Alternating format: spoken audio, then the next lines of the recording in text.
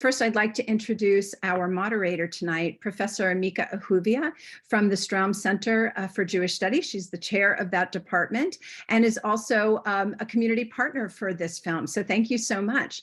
I'd also like to welcome Rabbi Moshe Kletenik.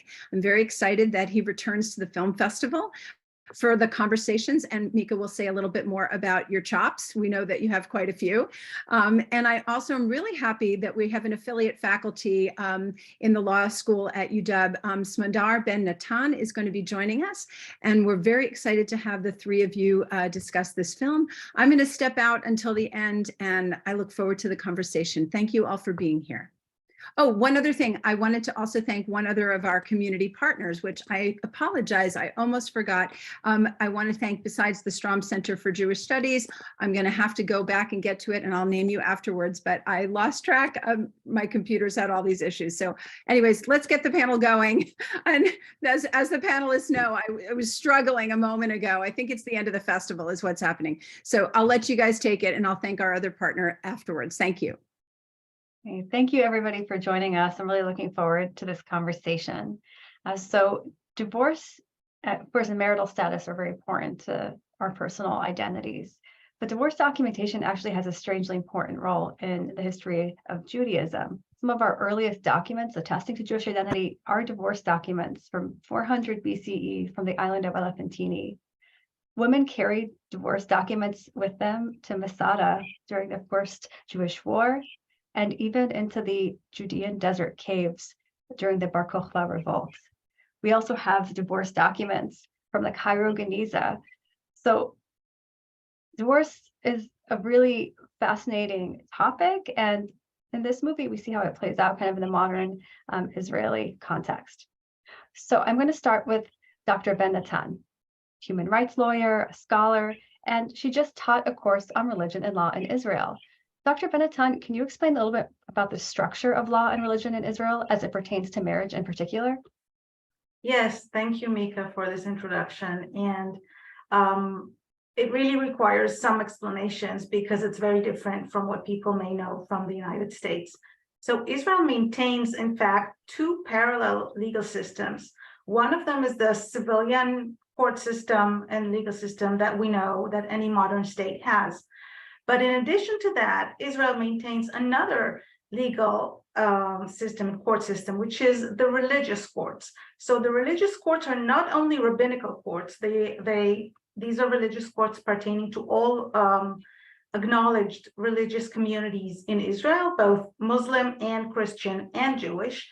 And Israel, interestingly, maintained this structure that started in the Ottoman Empire. So it was what's referred to as the millet system of the Ottoman Empire that allowed autonomy to different religious groups within the empire.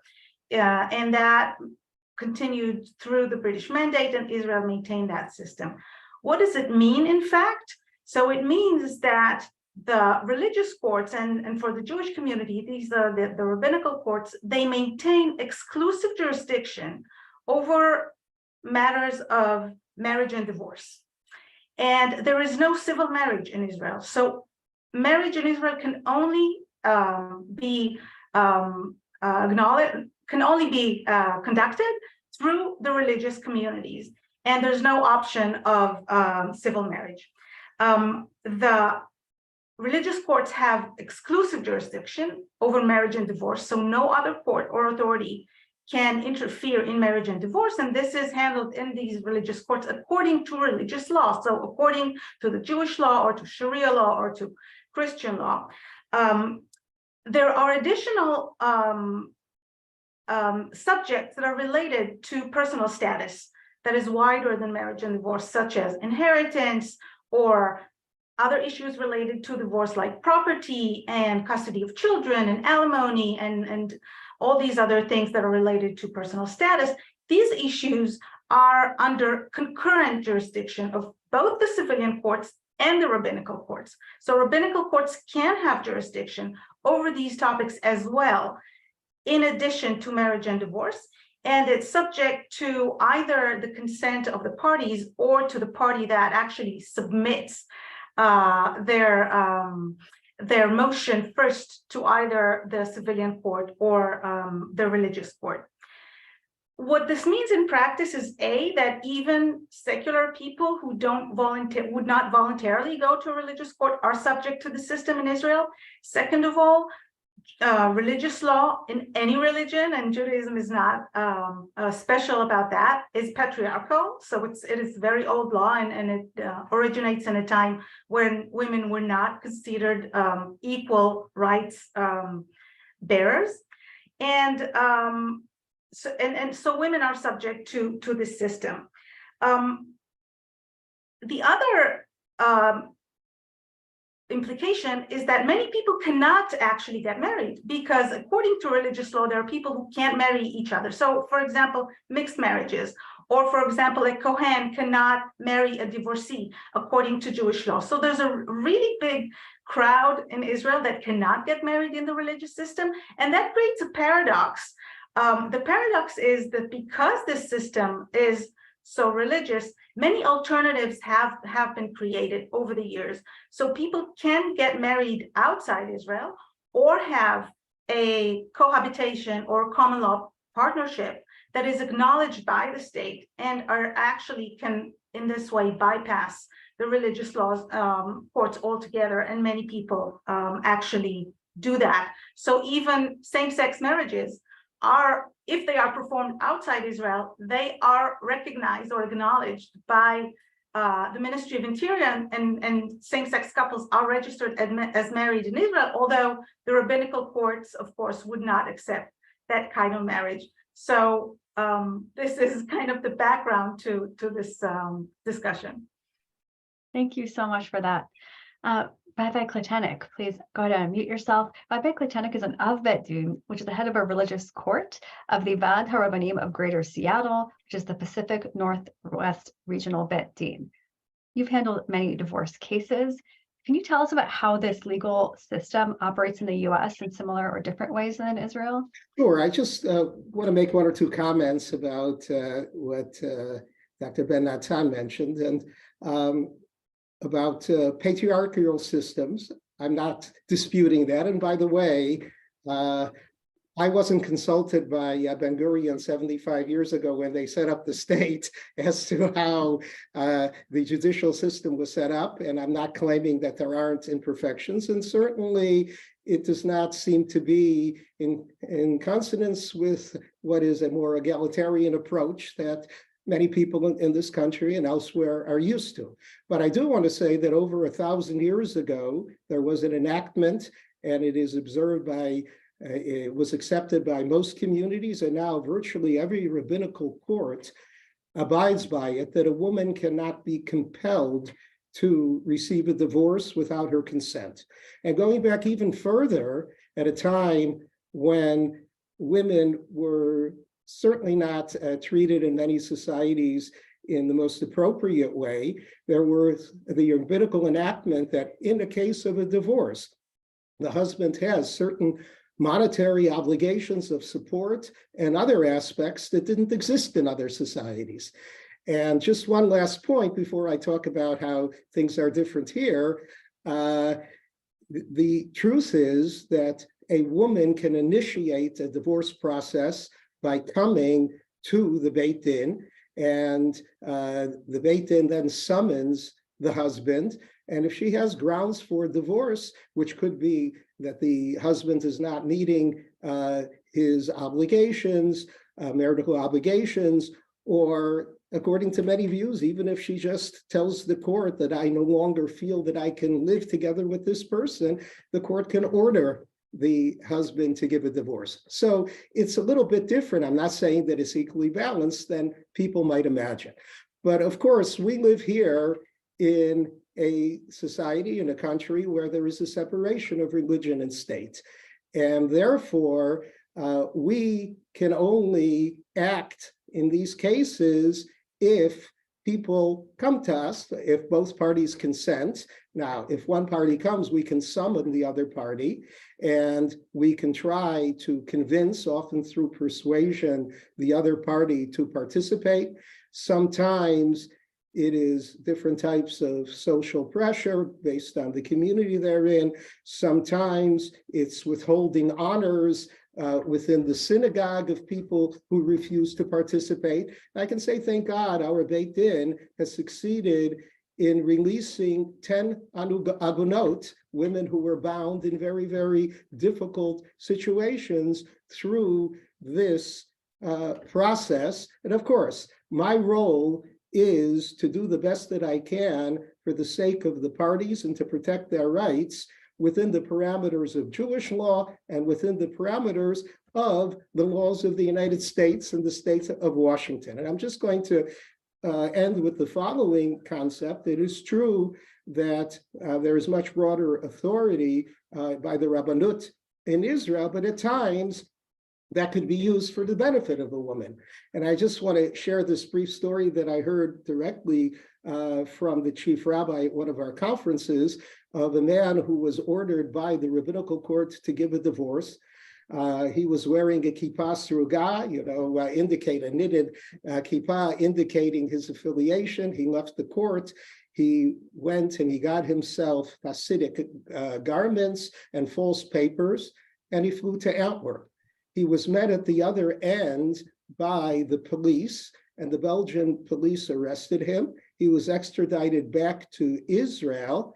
He was thrown into prison, and he was told that if you cooperate with the rabbinical court, the prosecutor may be lenient concerning your charges of false papers, and the divorce was given. So at times, they can accomplish things that we don't have the wherewithal to sometimes achieve here in the United States. Thank you very much.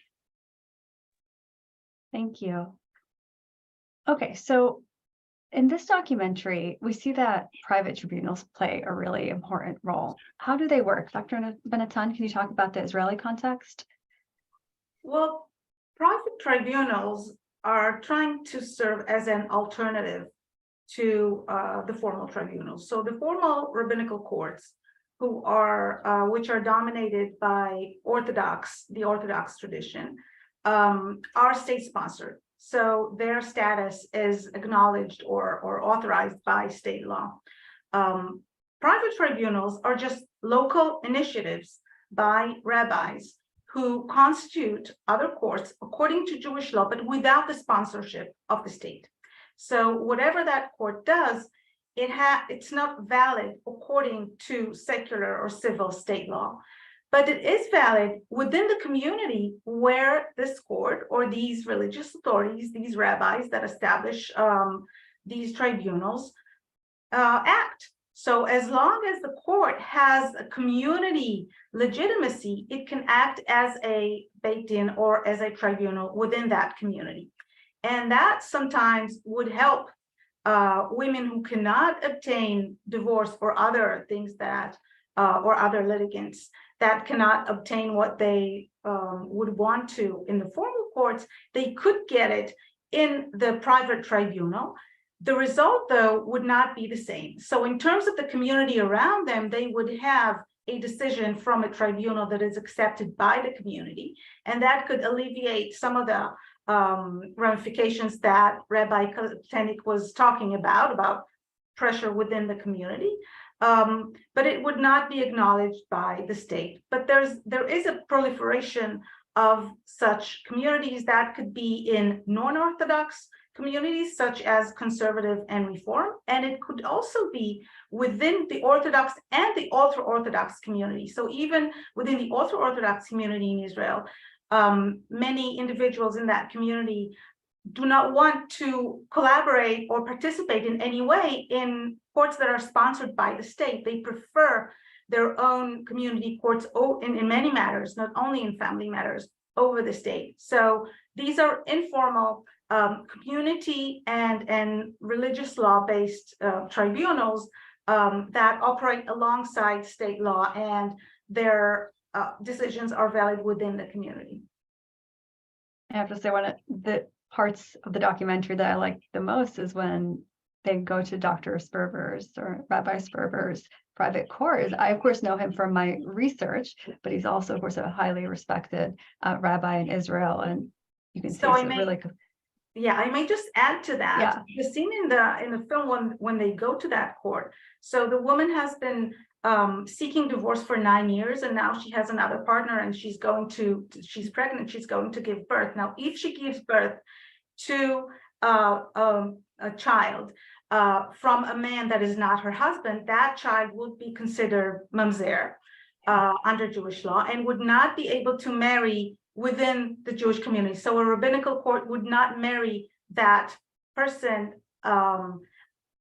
only to an individual that is equal in that status, that is also there. So it's a kind of a exclusion from the community, and rabbinical courts are doing their utmost to prevent that. So prevent people from reaching that status. And in this case, this is what the private tribunal was doing in the case that we saw in the film. yeah, thank you so much. Yeah, and Rabbi Kletenik, can you talk about private courts in the U.S.? Are all courts in effect private here? In a sense, all courts are certainly not state courts. That's Right. definitely the case. We do have separation of religion and state. You have all kinds of courts.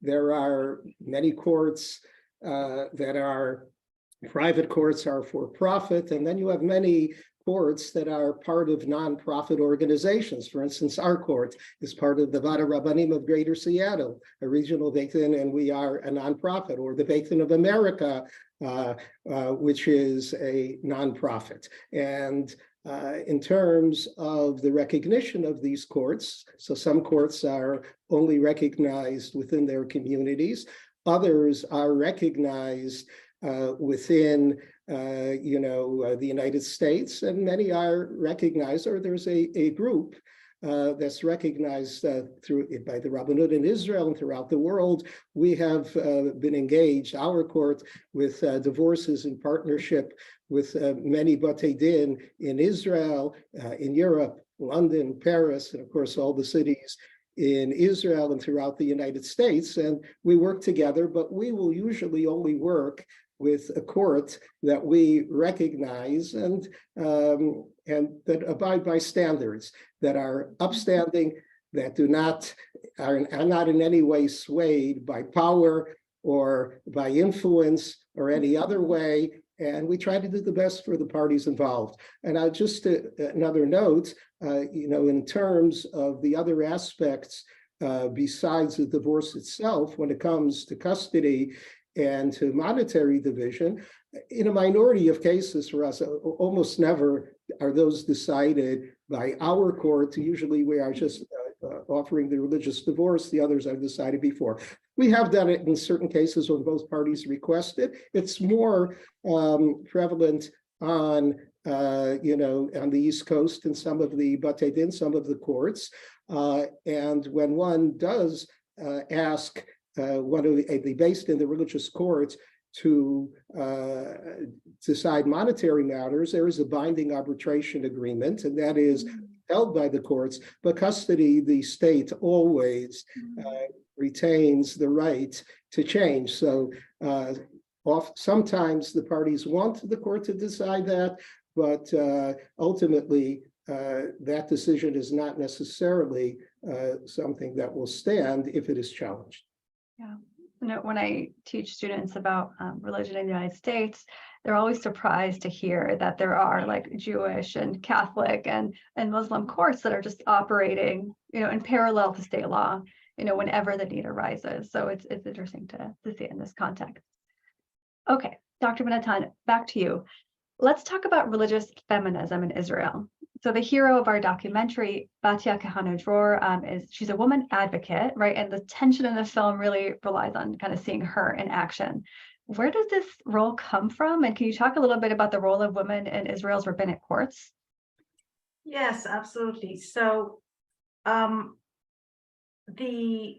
unequal status of women in rabbinical courts and also in other religious courts is rooted both in religious law, so the laws that pertain to the issues of marriage and divorce, but also in the structure and the procedure of the courts themselves. So there are no women rabbis in these courts, so no women sit as judges.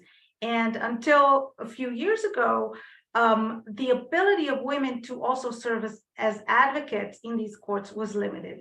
So because Israel does not separate religion and state, the rabbinical courts need to abide with some laws of the state. So lawyers who have a license to practice law in Israel, either men or women, were always allowed to represent litigants in the rabbinical courts. But there are other types of representation in the rabbinical courts that don't exist in the civilian system. So rabbinical advocates don't need to be licensed lawyers. They go to a yeshiva and they have a religious education and they practice in these courts based on their religious education. And from that system only enabled men to be advocates in the rabbinical courts. And that was the subject of a struggle of religious feminist groups in Israel. So religious feminism is very, very strong. It's a strong movement in Israel, and it's occupied by or led by religious and sometimes Orthodox women who try to introduce change within their community and within the rules of halacha, so the rules of Jewish law. And they do it either through persuasion within the community that actually the law should be interpreted as not prohibiting women from advocating in this court, and they could also use state law in order to advance these changes. In this case, since 1994, so following a struggle in the legislature and in civilian courts, women were allowed to serve as advocates in this court, also as rabbinical advocates. So some institutions that teach, that are equivalent to yeshivas, were recognized as authorizing their students and their female students to serve as advocates in this court. So nowadays we have women advocates in the rabbinical courts, either lawyers or with religious education. It's interesting to note that religious feminism is does not only happen within the Jewish religion. So there's religious feminism in Islam and I presume in Christian communities as well.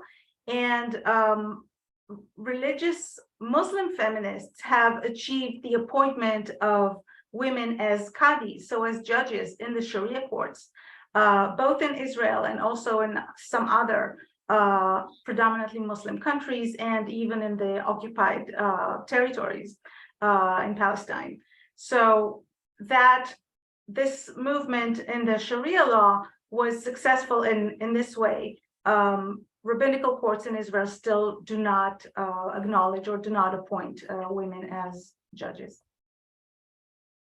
Thank you. It really, what it really demonstrates is that religious law is flexible, it evolves, it is open to interpretation, and these things are done within the framework of religious law. So it is responsive to the norms that are prevalent in society at a certain context and time. Yeah, it's hard sometimes, I think, for people unfamiliar with this and to understand, right, that you have the law in writing and then you have the practice. And as we saw in the movie, there's a lot of persuasion and working around the law that's happening, right? And that budget accounted for our heroine demonstrates. Mm-hmm. So turning to you, Rabbi, do you want to respond to that, or do you want to tell us some intriguing stories? So first of all, in terms of appearing before our court, we tell both parties, you are welcome to bring anyone you want, male or female, for support and to be there. The only thing we won't allow is to have an uneven playing field. We do not allow professional advocates unless both sides are able to be represented appropriately by them. We don't want a party to be placed as a disadvantage, but we have no restrictions on bringing in attorneys or others or people who would support the various parties involved. And as I said, a woman often is the one who will approach the courts to initiate the process, and then we will do our best to try to protect her. And in a way, view myself as being on the same team as the heroine of the movie. We do everything that we can within the parameters of the Jewish law and the state law to help women who are in difficult situations. And you asked specifically about persuasion, I think, which is often the case. I will briefly mention two cases. Several years ago, I got a call from a court in Jerusalem, and they said that this case that we are currently involved in, that we would like your help with, is the most difficult case we've ever dealt with. There is a man who was ordered by the court to give a get, to give the divorce, and he ran away, he left the country. We've been tracking him for 7 years. And we just found that he is in some little town in Oregon. Can you call him and see if you can get him to give the get? Well, I called him up, I spoke to him. We had a nice conversation. He didn't want to come in, but I quickly realized that he barely spoke or understood English. So I conversed with him in Ivrit, and I said, okay, I understand you don't want to come in. Can I call you back next week and talk again? And I called him back, and we spoke half an hour, and I didn't even touch the issue of the divorce. And then again, a few days later, this went on for 5 weeks. During that time, I developed a relationship with him. And I said, I know you're a religious man. You want to do the right thing. Come to our court on Sunday. We will issue the get. We will send it to Israel, and we can finally have closure. And he came in, and we wrote the get. We sent it off to Israel, and this woman who had been held in this situation for 7 years was released. And I've done several gittin. There's a special department within the Rabbanut called the Mifleget Agunot. It is the department to help Agunot. And just in the last year, I've helped with 2 of those gittin in collaboration with the Batei Din. One other quick story of persuasion.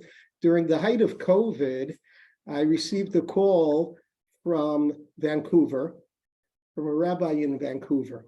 There is a woman who now lives in Toronto. Her husband is in Vancouver, and we do all the gittin for Vancouver, who wants to remarry, but her husband isn't giving a get. So I called the man, and he said, well, I'm not going to travel to Toronto. I'm not going to travel to the United States. I'm not going to go into quarantine. And we weren't permitted at that time to cross the border. So I did some research, and then I called him and I said, okay, you don't want to travel to Toronto, you can't travel to Seattle, I understand that. Suppose we meet you at the border. And I had found out, and also checked this with the authorities, that both the United States and Canada allowed for humanitarian reasons for Canadians to come for a brief period of time in a certain section of the US part of that Peace Arch Park. There were weddings that were done there. There were family reunions.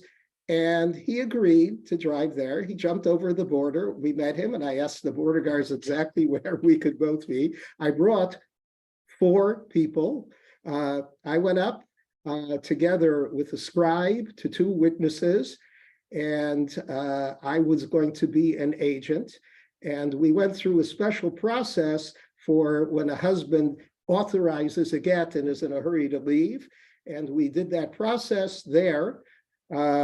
We drove back, took us 5-6 hours back and forth, but we drove back to Seattle. We wrote the get. I was an agent. I worked together with the Beit in Toronto. They appointed a second agent, or actually I appointed the second agent. And then I mailed the get to Toronto. The get was delivered, and the woman was released. So it was persuasion and negotiation. Okay, you can't come here, you can't come there. Let's meet where it's convenient for you, and it worked. Yeah, I think the key in the stories is that you were able to develop a relationship, right, with these husbands that were not willing to release their wives, right? So like from a historical perspective, when I think about the ancient evidence for women who were trapped, or I use the word agunot. So those of you who don't speak Hebrew, right? Agunot are women who are trapped or chained in a marriage.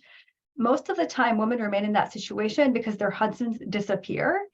And sometimes, like in many medieval cases, husbands they would, travel was very dangerous in the ancient world. Sometimes they would just die, and women didn't know if their husbands were alive or not, so they were trapped in these marriages. Other times their husbands would move to a different part of the world and start another family.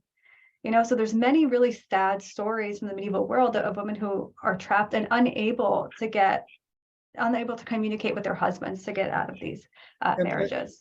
Yeah. There's much in the responsive literature of response that were written by leading rabbis in cases where the husband disappeared, under what circumstances they were able, using the elements of Jewish law and the evidence that was available, that many of these women were released and were able to go on their lives. But of course, there are very sad, painful stories where unfortunately the situation was not able to be resolved.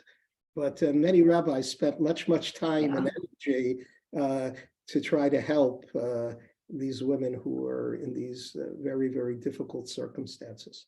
Yes, I want to bring just a couple of quick questions from the audience. So Deborah Clancy asks, can a woman who obtains a get from a private tribunal then take that get to the Beit Din for a state divorce or get? So my sense is she cannot in the state of Israel. Do you want to go ahead, Rabbi? Well, it depends which court. I mean, there is a list on the website of the Rabbanut of the courts that they accept. And within the United States and within Europe, we are on that list, thank God. And that's why many people leave. And of course, many of the couples who come to us are religious, but we also have many secular Israelis who come to us to have a religious divorce issued because they want to return to Israel and to have the dissolution of their marriage recognized, whether it's remarrying or whether it affects other aspects. So it depends on the court. So there are a number of courts which are accepted, but there are many that would not necessarily be accepted by the Rabbanut in Israel. And as I said, thankfully, we are among those that they do recognize, and that's how we're able to help people. Yeah, also. Dr. Ben-Natan, do you want to? Well, yeah, it's this, the answer in this case is quite the same. So it really, the state would not directly recognize a divorce from a private tribunal, only if a rabbinical court recognizes that get, and then it would have to be an independent decision of the rabbinical court or of the Rabbanut. So I don't know how much the private tribunal may influence in a way if these rabbis are, have a good name or whatever, whether that would affect the rabbinical court in getting a get, but the rabbinical court would have to issue a decision on its own on that. Yeah. And just one more follow-up question from the same audience member. Does a Beit Din decide alimony or child support payments? So it really only if the parties say that both consent to having us decide it, and we've done those in just a minority of cases, and then they sign a binding arbitration agreement. And under those circumstances, it could be done. And as I said, on the East Coast, it's more often done. But, I wouldn't say in all or even a majority of cases, but it occurs more often. But that would be when both parties would sign a binding arbitration agreement to accept the monetary decisions, alimony, child support, etc., which are set forth by that Beit Din, by that court. Otherwise, it's done either by their own agreement or through the civil courts.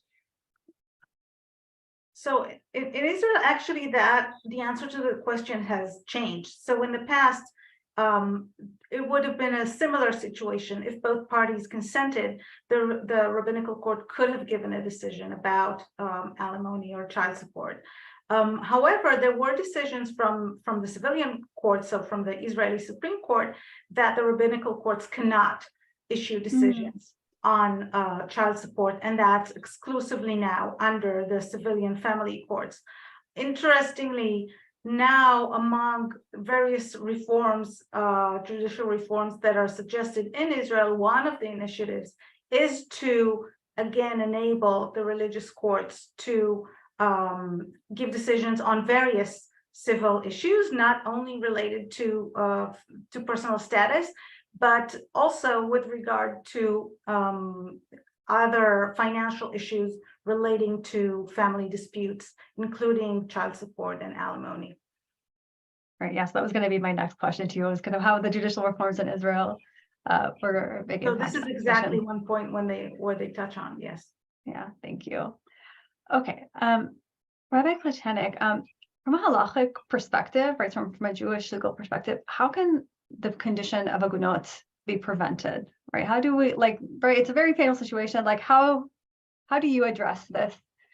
Well, one aspect, I'm a past president of the Rabbinical Council of America, and we have for many, many years in the Rabbinical Council of America asked all rabbis who perform weddings to at least strongly encourage the couples to sign a halachic prenuptial agreement. And if that halachic prenuptial agreement is signed, and by the way, if they didn't do a prenup, there is a halachic postnup, which can still be signed. And we've gotten a number of couples who didn't opt to do it prior to marriage to do it after marriage.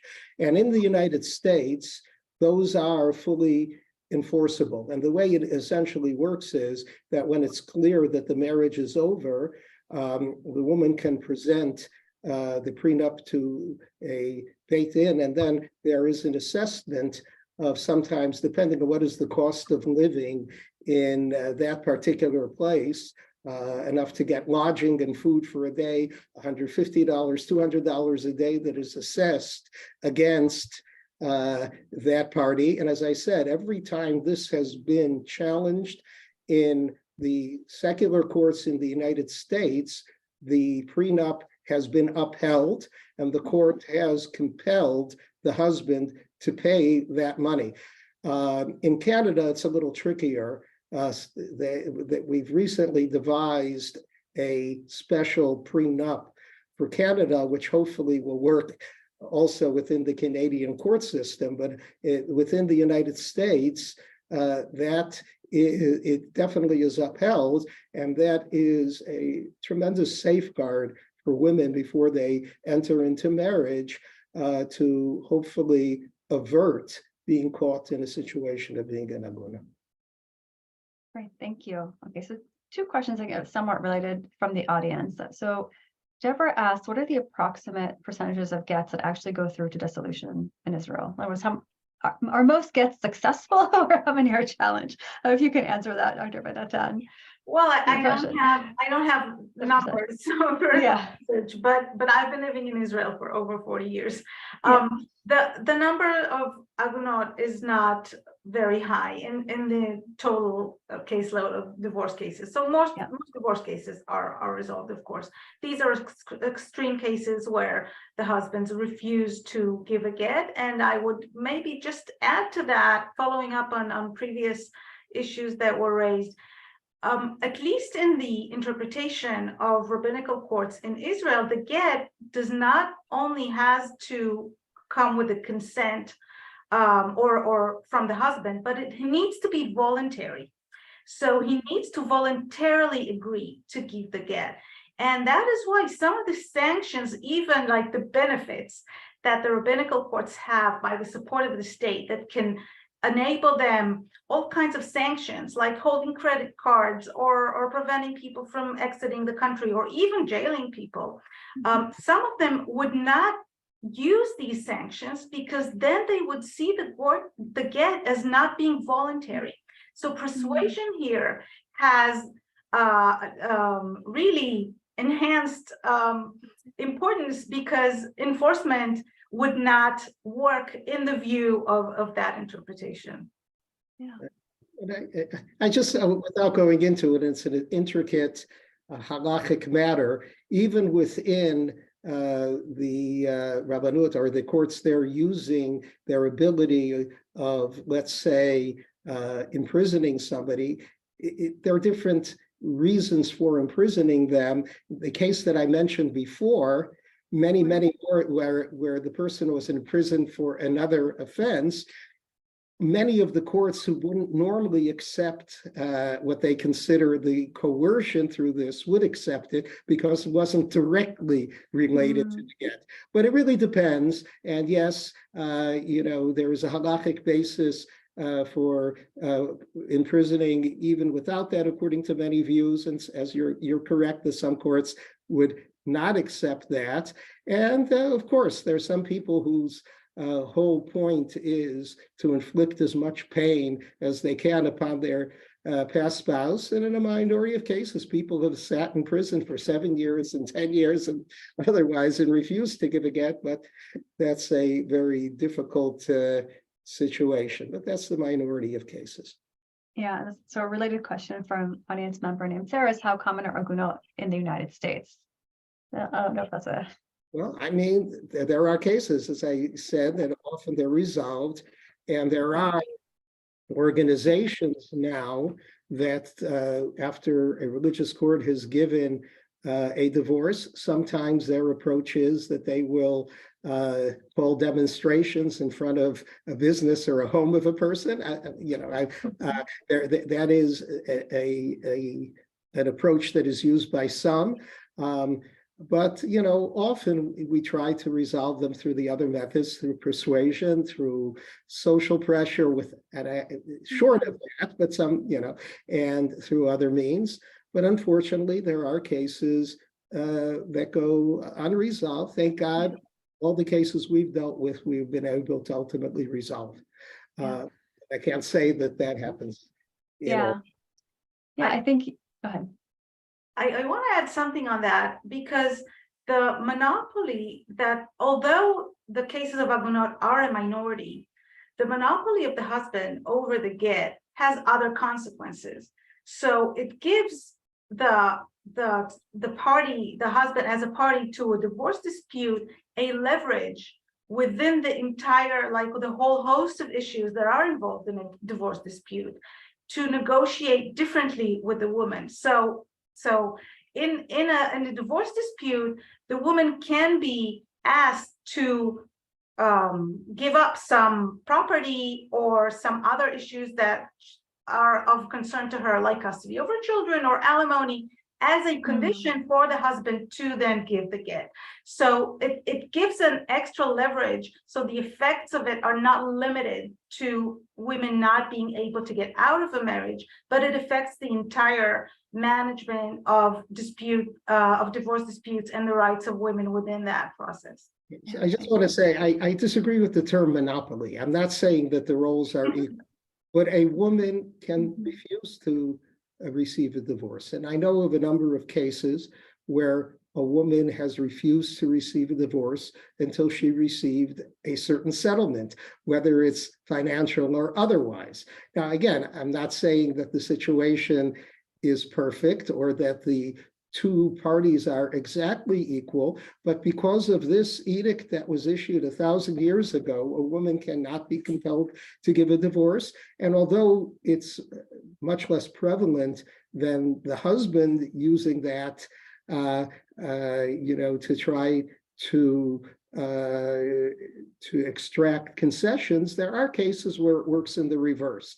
And of course, we try to avoid the divorce being used by either party. And I just want to say, there, unfortunately, and we all know of cases, there are abuses within the American court system.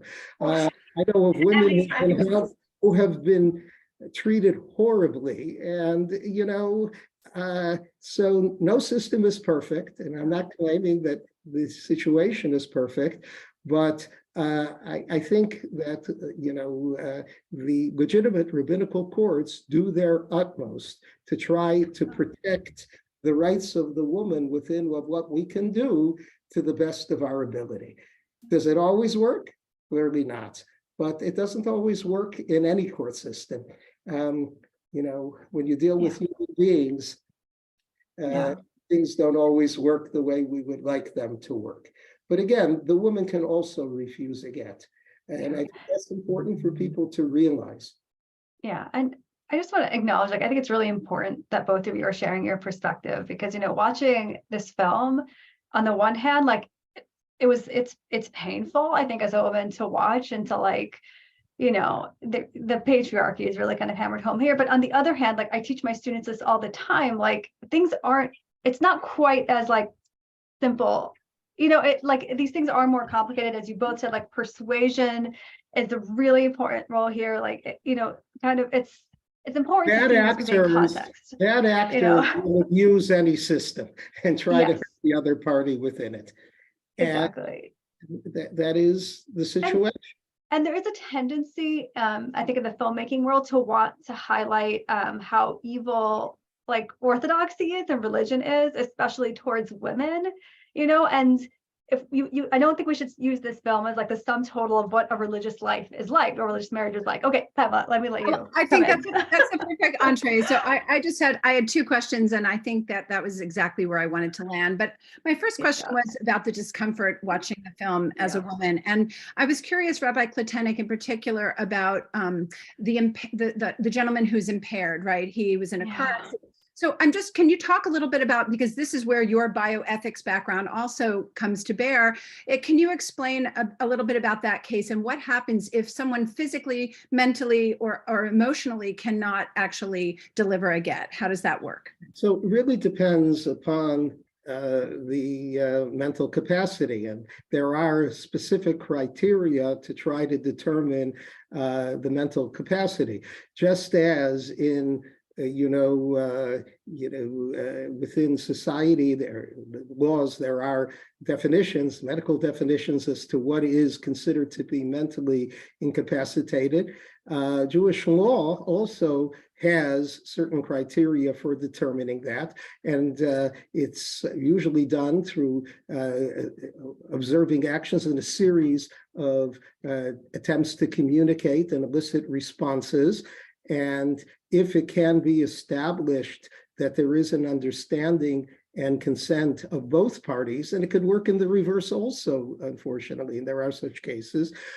So in the case in which it can be established that the party can understand what is occurring and voluntarily consents, which was what was the attempt in that case in the movie of demonstrating to the rabbinical judges, so then the divorce can go forward, because essentially they wanted that husband, who obviously these two people had a very loving relationship going into this accident and even afterwards, and really they just wanted to determine, and of course any movie depiction doesn't show us what actually happened, but if they could see that there was consent to appoint the shliach, the agent, just like the man who jumped over the border appointed me as an agent, then they would be able to go forth with the process. But again, if the person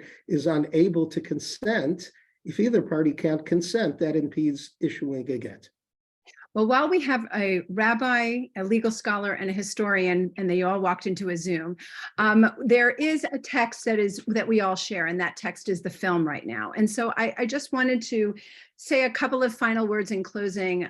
Besides, I will thank our panelists. David Ofek, who is the filmmaker for this film, actually was also the co-writer of Unchained, which was the series that many people saw. So clearly he's been thinking about Agunot for quite a while, fictionally and otherwise. In fact, a lot of his past film, if you want to look him up on IMDb, he tends to focus on characters who are in liminal spaces, whether it is Russian immigrants, Vietnamese immigrants, Filipino immigrants studying at Ulpans in Israel, and obviously this film as well. And to go back to some of Smadar Ben Natan's comments about sort of the feminism aspect, and I do think that there is a fascination in the Jewish popular culture film world with with orthodoxy and its troubles and travails. And I think, you know, this film, there are a number of films, though, that have had really good feminist Orthodox characters recently. You know, you have 93 Queen and you have Ruchi Fryer, even Be Fruitful and Multiply, which I think Rivi Kletenik, your esteemed wife who's on the call here today, the Zoom, spoke about Yentl from Mea Sharim, who really was trying to deal with issues of getting permission from rabbis for, for basically not having more children. And so, you know, I think there's a really interesting trajectory in some of the films that we're seeing. But I would like to maybe ask one final question of all of you, because the Jewish Film Festival world is often, you know, this strange place where we're bringing these conversations to general public. And how, other than in a scholarly way, do you see this film as operating in the sort of zeitgeist, if possible, around these subjects? And why do you think this film now? That's my question. It's just, what is this film trying to communicate to general lay audiences who want to know about this subject? If you have any perspective on that. Maybe Smadar, Dr. Ben-Natan first. Well, I think the main point that I see in the film, as you mentioned, it's a constant topic that filmmakers and other artists and public figures are dealing with. I think its main point is empowerment. So the empowerment of Batya, the lawyer or the advocate who was working there, and her initiative. That's the most important part of the film, showing how empowerment or empowering women can affect their surroundings and other women and work within the community and within religious law. Well, you know, certainly she played a key role in all of these cases, and a very positive role. And I don't know what the filmmaker's intent is, but you know, this is part of the ongoing struggle of modernity, how to deal with issues of gender and within society. But I think the film also showed that there were rabbis who were doing their utmost to try to help women in these difficult situations. In some of the cases, even the courts that might not have come to a decision, it seemed, at least it was depicted, made the attempt of trying to find enough evidence.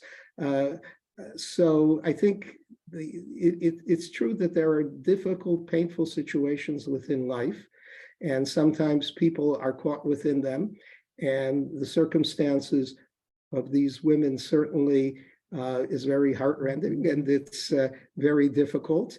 But I think it's important to keep the perspective that even within this system and every system, you know, we do our best. We view ourselves as serving the community. We view ourselves as working to do whatever we can, again, within the parameters of what Jewish law allows us to do and what the state law allows us to do, to help all parties, and certainly women who are vulnerable in these situations, to try to get a positive outcome. So I think that's important for people to walk away understanding that there are many, many rabbinical courts where this is truly our goal. And we will work sometimes weeks and sometimes months and sometimes years. There was one case that took me 7 years to resolve, but not the one that I mentioned before, but we got it resolved. So we work, we make all the efforts that we can.